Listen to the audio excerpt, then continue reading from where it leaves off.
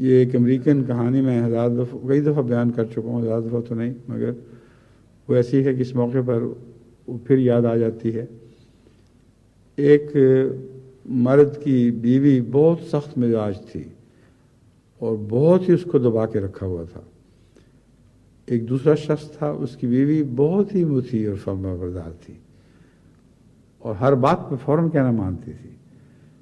تو اس کے دوست نے پوچھا اس سے کہ مجھے بھی یہ راز بتاؤ، آخر اب تمہاری بیوی کیوں اتنی فرما بردار ہے، میری کیوں اتنی سختی کرتی ہے؟ اس نے کہا وقت گزر گیا، اب نہیں کچھ ہو سکتا، جو پہلے دن ہونا تھا ہو گیا۔ تو اس نے کہا پھر بھی بتاؤ تو صحیح۔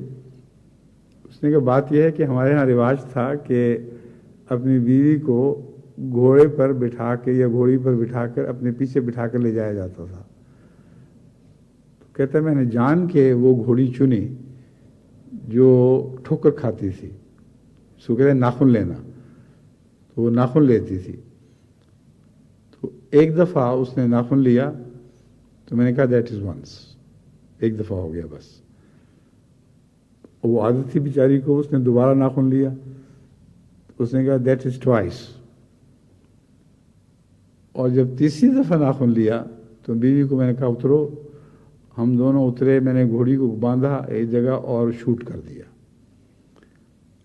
اس پر بیوی آگ بگولا ہو گئی، اتنی گالیاں مجھے دی، اس نے کہا ابھی مجھے واپس لے جاؤ، بس میں تو تمہارے ساتھ بس سکتی ہی نہیں، اتنے ظالم سفاک آدمی ہو۔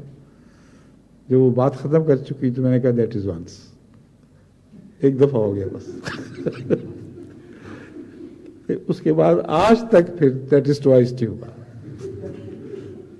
تو تم نے اگر یہ کام سیکھنا تھا تو پہلے دن سیکھنا تھا۔